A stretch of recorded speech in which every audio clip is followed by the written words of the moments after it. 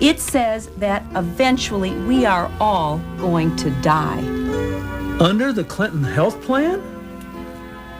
You mean after Bill and Hillary put all those new bureaucrats and taxes on us, we're still all gonna die? Bill and Hillary Clinton sitting on a couch and saying, "We're all gonna die." That was March 1994, but it's a line that might sound familiar in current time. Why did the Clintons, over 30 years ago, say, "We're all gonna die"? And why hear them say it again now? Find out in this episode of C-SPAN's podcast, The Weekly. For this podcast, we need two separate setups from two separate time periods.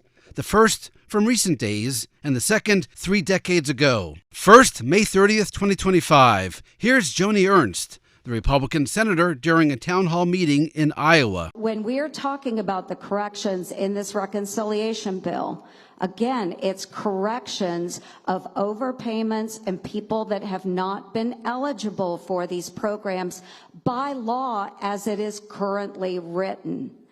So when you are arguing about illegals that are receiving Medicaid benefits, 1.4 million, 1.4, they are not eligible. So they will be coming off. So people are not, well, we all are going to die. So for heaven's sakes, folks. Democrats expressed outrage at Senator Ernst suggesting we are all going to die. Among them, Senate Majority Leader Chuck Schumer. You know what happens when people lose their health care, when they can't afford it? People die. But what do Republicans have to say about that? Well, the junior senator from Iowa said this, "Well, we're all going to die." That quote tells you everything you need to know about this plan. Callous, clueless, careless. Now the second setup, and for that we travel back to the early 1990s, and we revisit a series of ads opposing President Bill Clinton's health care reform proposal. Beginning in 1993, the Health Insurance Association of America ran ads knocking the president's health security plan. The famous Harry and Louise ads. They featured a fictional couple named Harry and Louise. Here's the original ad. It opens with a graphic saying sometime in the future, and Harry and Louise are sitting at a kitchen table. But this was covered under our old plan. Oh, yeah, that was a good one, wasn't it? Things are changing, and not all for the better. The government may force us to pick from a few healthcare plans designed by government bureaucrats. Having choices we don't like is no choice at all. Yeah, they choose. We lose.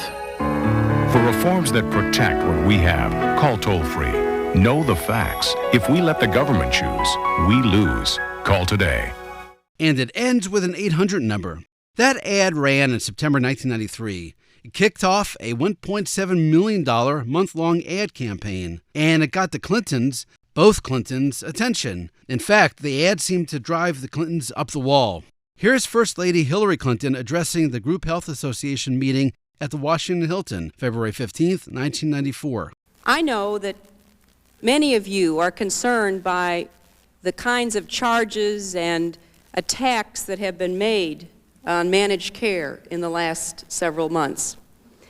In fact, the ads that have been run over the last months against the President's Health Security Act, which have introduced us to Harry and Louise, are a pretty unveiled attack on managed care. It's not very subtle, is it? And here's President Clinton the next day, February 16th, 1994, addressing AARP in New Jersey. I know, what did Hillary say those people were in the health insurance ad? Harry and Louise, I want to say Thelma and Louise, they're about that. And you know those healthcare ads where the actors are telling you how scared you ought to be of our program? They never put any real people on there. You know, we've gotten nearly 1 million letters from people talking about their real problems in the healthcare system. And so, since we can't afford to keep up with the health insurance companies who have all of your premiums to buy television ads with, we just started bringing ordinary citizens who've written this in. Bill Clinton got a laugh with his Thelma and Louise line, but he got an even bigger laugh with what came next. And it wasn't in New Jersey, it was in D.C., at the Gridiron dinner. March 19th, 1994, and that's when and where our two setups connect. Both Clintons showed up in a surprise videotape. It was the first time a video was shown at the Gridiron dinner. It was a spoof of Harry and Louise. Same soft lighting, same middle-class domestic setting, and the same worried look on their faces. And playing the role of fictional Harry and Louise, real life Bill and Hillary. And now a message from Harry and Louise. Hi, Louise. How was your day? Well, fine, Harry, until now. Gee, Louise, you look like you've seen a ghost. Well, it's worse than that. I've just read the Clinton Health Security Plan. Healthcare reform sounds like a great idea to me. Well, I know, but some of these details sure scare the heck out of me. Like what? Well, like, for example, it says here on page 3764 that under the Clinton Health Security Plan, we could get sick. That's terrible. Well, I know. And look at this. It gets worse. On page 12,743, no, I've got that wrong. It's page 27,655. It says that eventually we are all going to die. Under the Clinton health plan? You mean after Bill and Hillary put all those new bureaucrats and taxes on us, we're still all gonna die? Even Leon Panetta. Wow, that is scary. I've never been so frightened in all my life. Me neither, Harry. There's got to be a better way. Paid for by the Coalition to Scare Your Pants Off. That was 1994 when President Clinton joked about healthcare. We're still all going to die. By the way, a footnote on the name that ended the gag video, Leon Panetta. He was a former Democratic congressman from California. Then he became President Clinton's OMB director. And in 1994, he became President Clinton's chief of staff. Now his son, Jimmy Panetta, is a member of Congress. The next day, the video spoof was played in its entirety on Meet the Press, Face the Nation, CBS Sunday Morning, ABC World News Sunday, and, of course, C-SPAN. In fact, when showing the gag video, C-SPAN got reaction from guests on the morning call-in program, both of whom were at the Gridiron dinner, Washington Post reporter Haynes Johnson and syndicated columnist Robert Novak. Front page of today's USA Today is this picture right here, Got to Be a Better Way, and that's a still frame from the video that was shown that night. Does anybody know how every one of our organizations in the news business got this? Sure, the White House.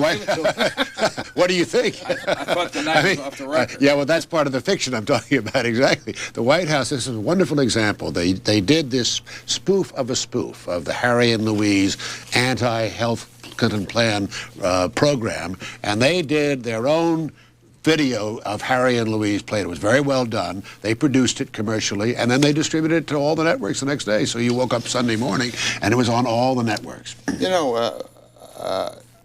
and effectively. It was very effective, extremely effective. I thought it saved the presidential speech, which was, at best, in my opinion, you may not agree with me, Haynes, was so-so. I thought it was just a fair presidential speech as presidential speeches go, not as good as he did last year, in fact. But the video was terrific. Someone came up to me yesterday and said they didn't think it was funny. I'm talking about people out in the country that weren't at the dinner because they saw it out of context. And the reason I mention that is, before we get a call, do you think it was important to see this in context of the evening? Oh, I think, no. I think it was funny on its merits. I think it was a scream. I mean, and I'm obviously ideologically on the other side of it.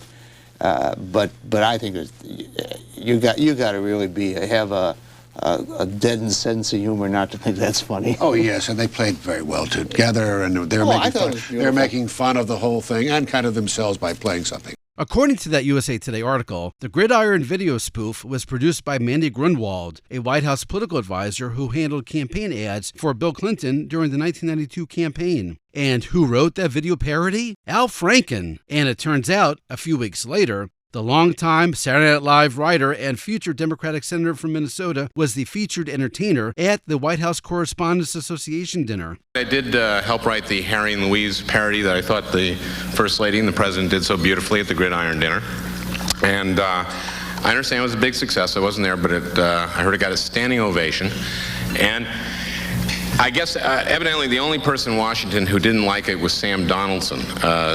Sam went on Brinkley the next day and analyzed the comedy of the piece and said it was just not funny.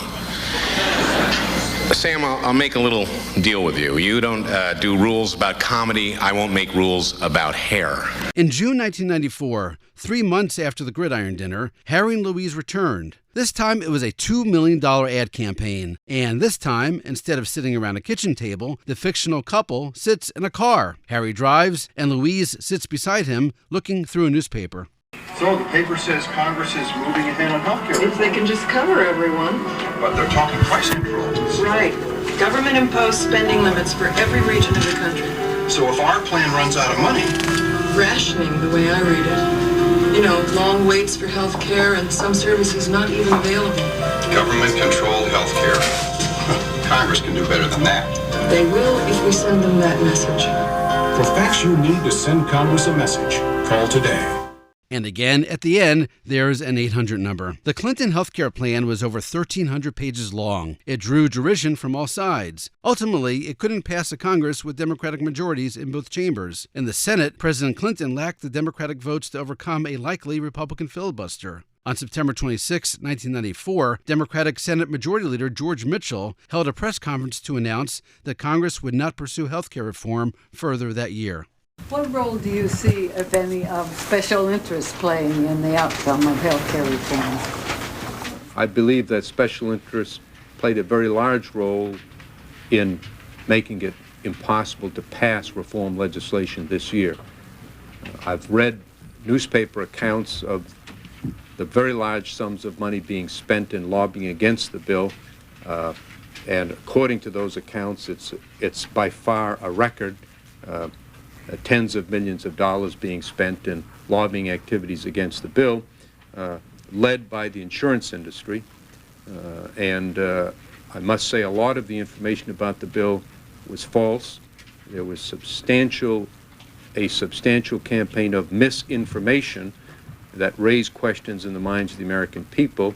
And I think the combination of the insurance industry on the outside and majority of the Republicans on the inside proved to be too much to overcome. And now, a bonus clip. And for that, we stick with the Clinton administration and a high-level official speculating we're all going to die. But we go forward a few years to December 1997. And this time we hear from President Clinton's vice president. It's a meeting at the White House with entertainment industry leaders. The topic, the importance of not glamorizing tobacco products in television and motion pictures. Here's Al Gore.